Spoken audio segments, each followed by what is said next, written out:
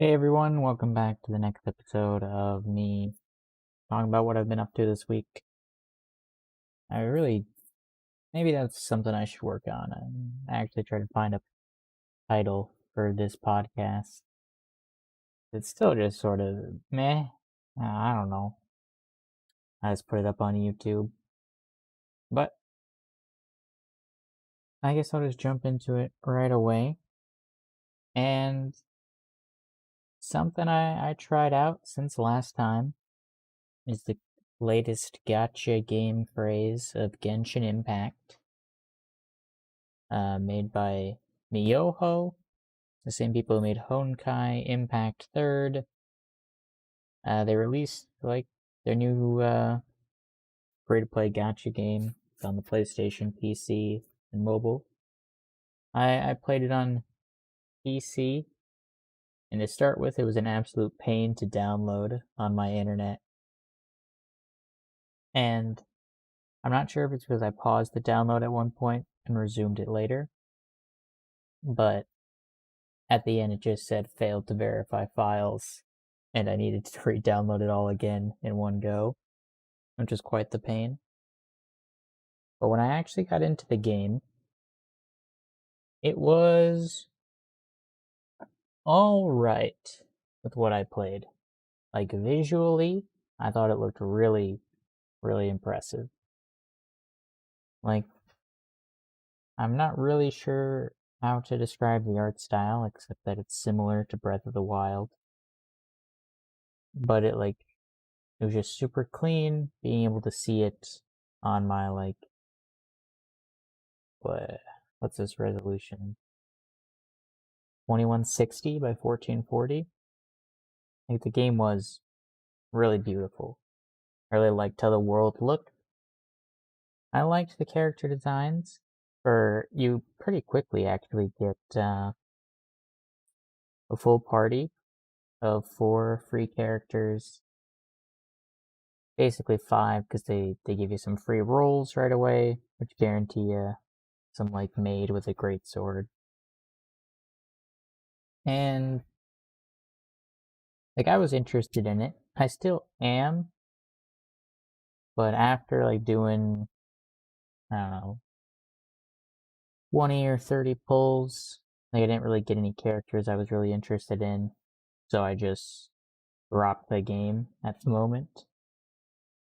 I didn't, I wasn't really hooked in the actual gameplay.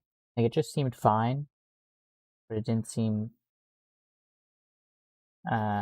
really all that engaging to me. But I think through playing it, I learned something about myself, and that is I have played probably about really only 4 gacha before this, but that's more than most, and I actually have stayed with them for quite some time. I got Fire Emblem Heroes when it launched, and that was basically my first gacha game. Otherwise, I play Honkai Impact Third, the Genshin Impact team's previous game. Azure Lane I had gotten, and I think I got it initially when it came out in the US. Stopped for a while. Played it pretty hard again a year later, and I'm sort of dropped off again. And then somewhat recently I tried Dragalia Lost. And with all of those games, I would say Fire Emblem Heroes, Honkai, and Dragalia Lost actually have pretty good gameplay for mobile games, but I would never have been interested in the gameplay itself if there were not any characters whom I wanted to play the game with. So, because in Genshin Impact, there's only a very few characters right now, since they're actually 3D models and not just chibi sprites in a 1 to 4 JPEGs of artwork. They have considerably less than other games, and just due to bad luck, I didn't really get anyone whom I really cared about or who I thought like looked cool or cute in the first like 4 or 5 hours, if that, of what I played. And so like I wasn't compelled to move forward. And it's kind of interesting that like the gameplay could be good. Like it can be anywhere from, average to good. But for at least these gacha games, if there's not a character I want to use that I can, I don't really have the motivation to play it anymore, at least for the time being. Like, as I talk now, I'm vaguely considering reinstalling the game and re-rolling my account. So starting up a fresh account to get a few more free rolls to see if I can get anyone I care about and just have it stay installed for a while then. And I'm not sure why, but after playing like Genshin Impact, I've dropped off playing all gacha games right now. And overall, like I'm kind of happy about that, just because I don't feel the need to do dailies every day to launch the game just to click through screens for like 5 minutes, accepting daily login bonuses and all that. I can just focus on other things. But I got a bit of a sunk cost fallacy because in Fire Emblem Heroes, Honkai Impact, and Azure Lane, I have put money into all of those, and I have actually gotten basically all the characters I want. Like I haven't put in multiple, or in a lot of gacha games, you may need to pull multiple copies of a character to like make them stronger. But usually I don't care about that. I just want to have my one copy and I'm good. But yeah, it's how through the characters in games and like character designs, maybe more specifically, is what draws me to gacha games, as well as fighting games. I recently got the Street Fighter V Season Pass to just unlock all the characters. I bought Street Fighter V on like a Steam sale. I have played it, but it just initially I didn't really like the feel. It just felt somewhat too slow. At the same time I bought it is when I purchased like Tekken 7 and maybe Guilty Gear, Xrd Revelator 2 by its full name. And I did prefer, initially anyway, like Guilty Gear visuals and gameplay. And I'd also say the same about Tekken, like over Street Fighter V. And I played a fair bit Tekken 7 for it being like basically a multiplayer only game. And for all these fighting games, like the gameplay comes secondary to me finding a character design I like, or just a character I like. Because although it is like, I would say the first thing I always look for is I always try out the characters who first have designs I like, and then of those, I sort of narrow it down by like, you know, what their gameplay is like. And if it doesn't really matter to me, because sometimes I have trouble, I like to look up guides online about like which characters you play in games, in fighting games. And I like, yes, I understand what a zoner does and what a grappler does, like extremely basically, but when I'm asked what sort of playstyle I prefer, I'm usually not sure of the answer. Like maybe Rushdown, but honestly, I almost usually it feels like if a character has a design I like, I end up liking their gameplay. And so like the reason I bought Street Fighter V is because, you know, or I should say I bought the season pass just because Street Fighter V doesn't unlock most of the characters for you right away.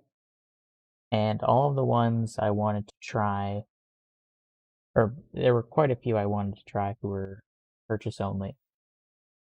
So I bought the game pass so I could try out the Jury specifically, and then I got to try out a few other characters. And I guess I just have this overlap between gacha games and fighting games where like characters come first and the gameplay comes second. And that also made me think of a game I dropped now, like about, I guess about 2 months now, back in August. Tales of Vesperia Definitive Edition. Where I stopped that game is the instant I got the party member I wanted to join my party. Now, it could be like there are other things, like other factors going into the game. Maybe it just wasn't as engaging gameplay wise as the other Berseria, as the other Tales game, Tales of Berseria. But I think it also had to do with like once I acquired the character I wanted, I didn't like that was almost the goal. Like if it was a gacha game, I had gotten the character I wanted and then I quit. But yeah, I don't know if this is a condition, something I've conditioned myself into through gacha games, where like the goal is almost to get the character, or that the characters matter more than the gameplay.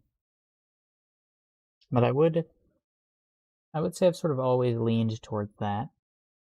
Like in Pokemon, I would usually select a team by the Pokemon that I liked the most. I wouldn't like I would try not to have too much overlap. Like I wouldn't want all my Pokemon to be fire type and not a gym leader. But really the thing I focused on was making use of a team I like, of using the characters I like. And yeah, so not really sure how to end this thought well. There's a small interruption there. Just that like Genshin Impact seems fine. I can see it being very fun in the future as they add more characters and more content to the game. But it seems great right now.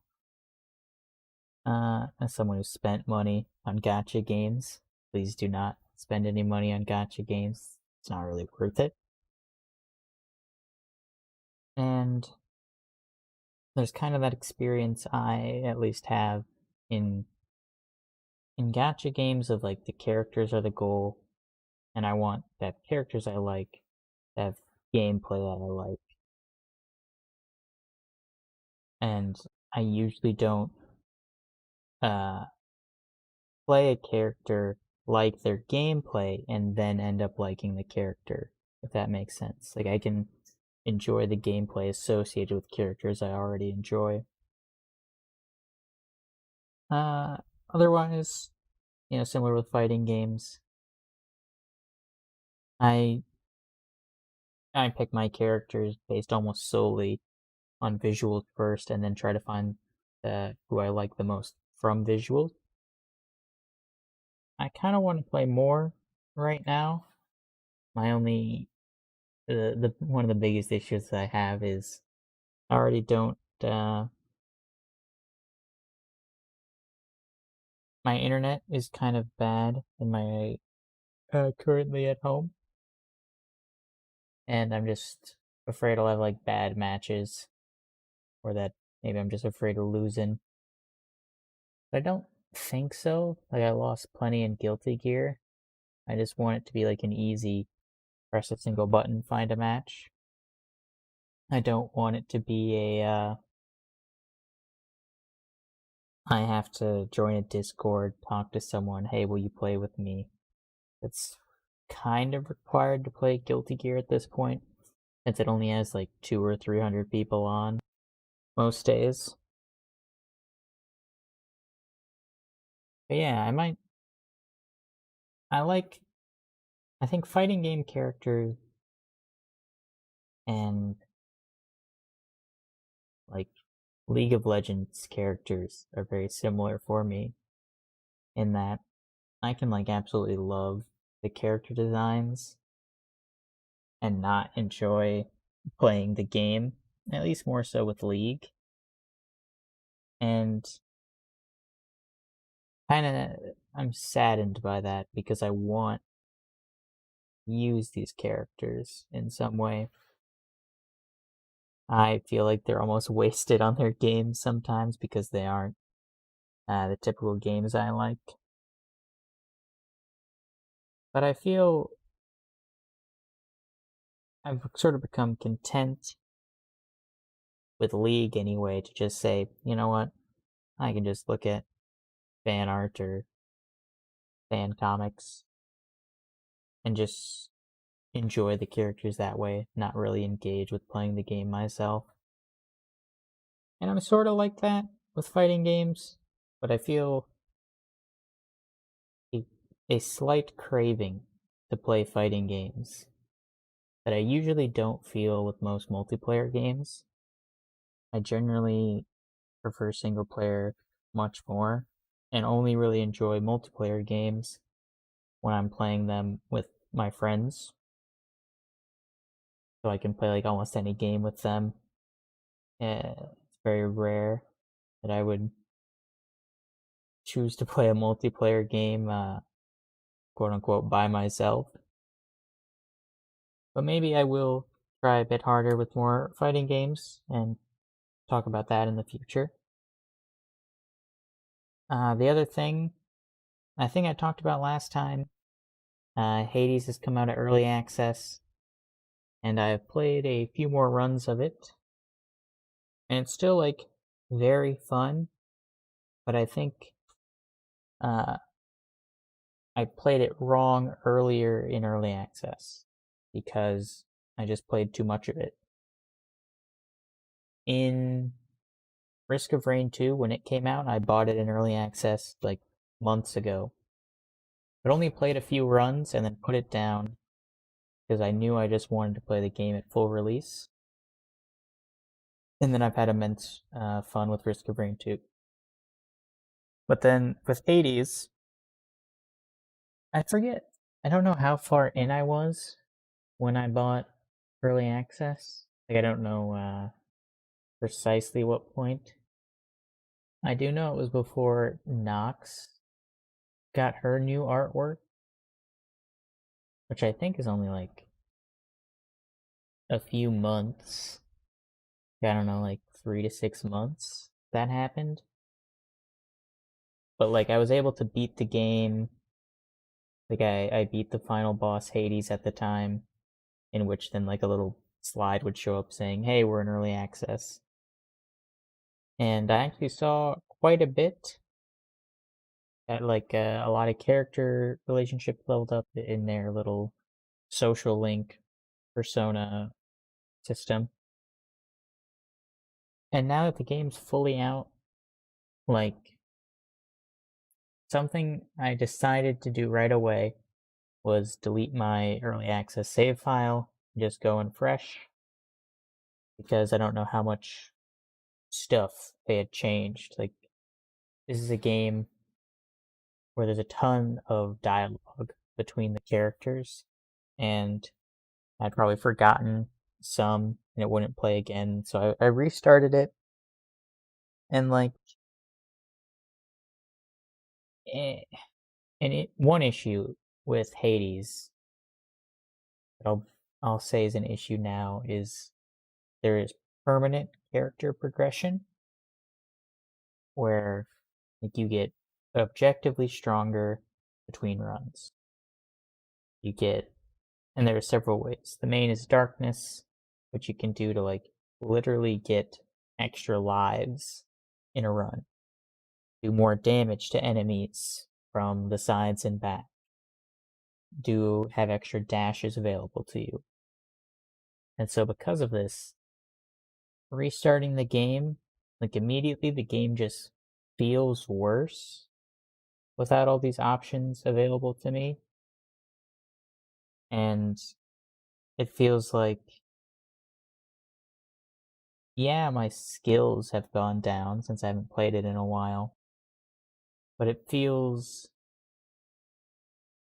I don't know, I feel like it kind of gives the player a false sense of difficulty and progression.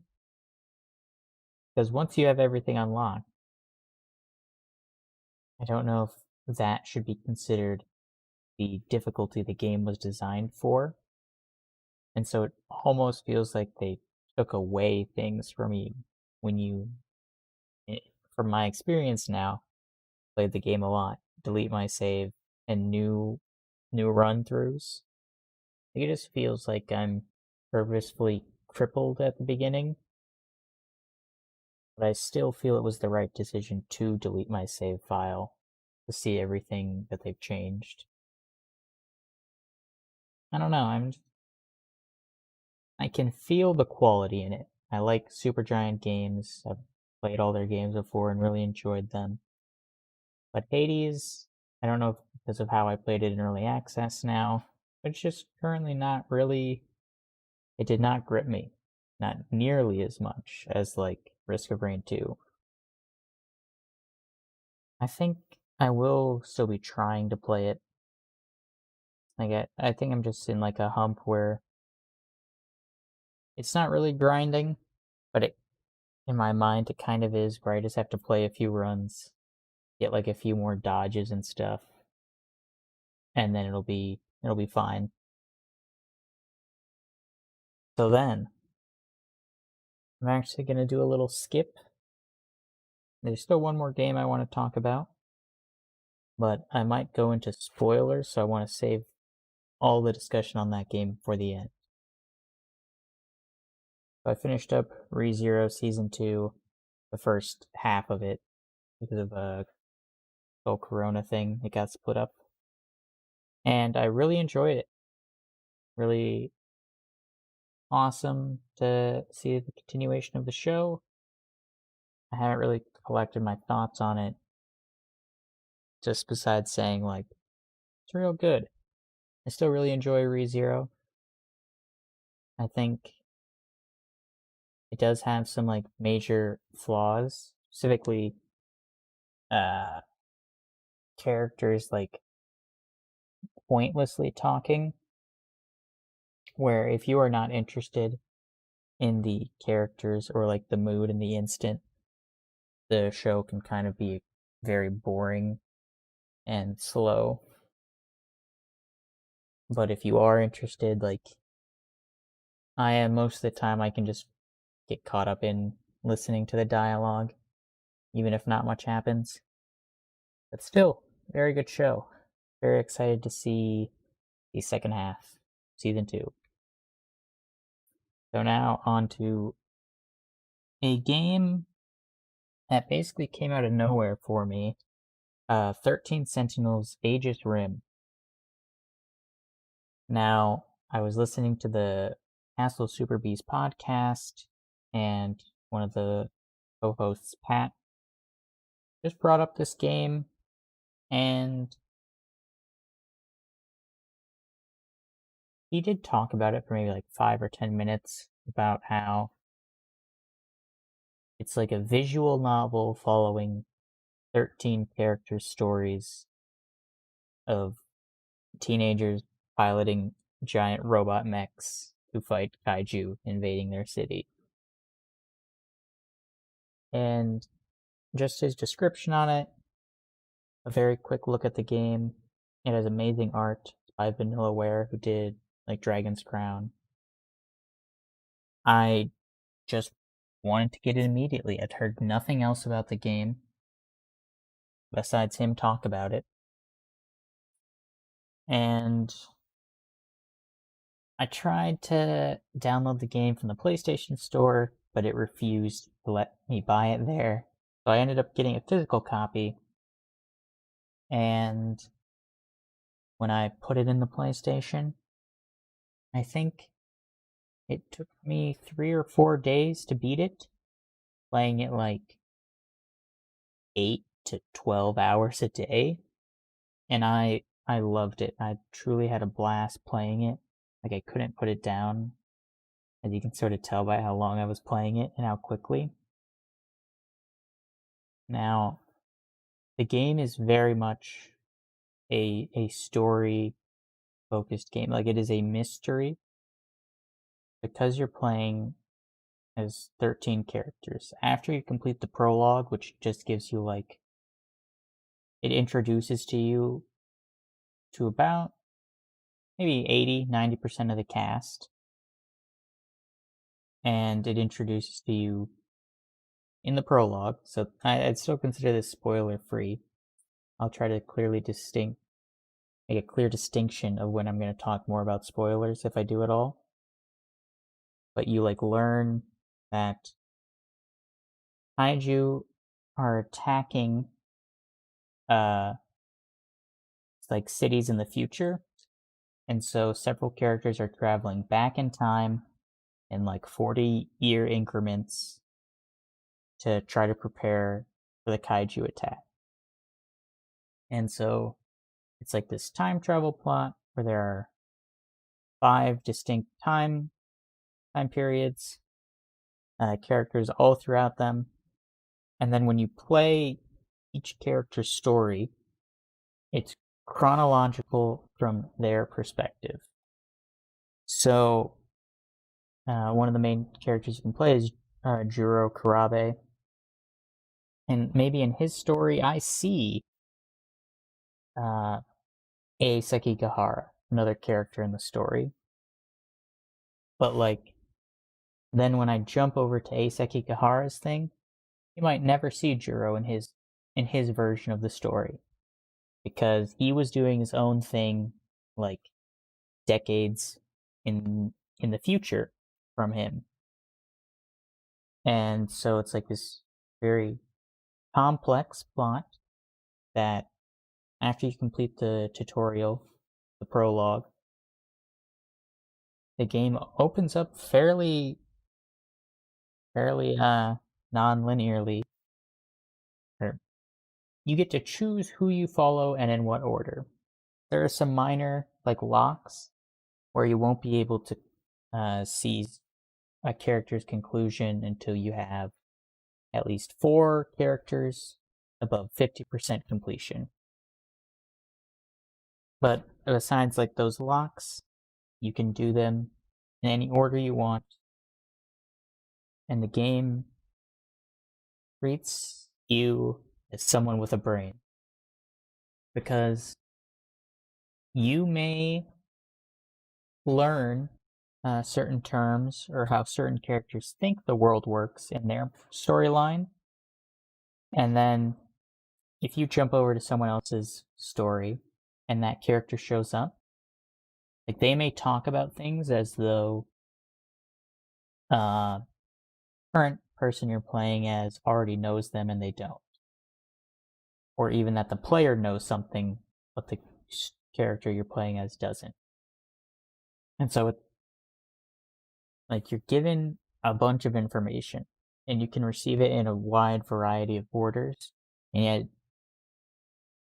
it doesn't somehow repeat itself too much. At any time you have access to, like, basically a list of key terms with all the information you as a player have seen up to this point. Uh, you are given a timeline of every character where you can see the year that they're in and what occurred, what they did.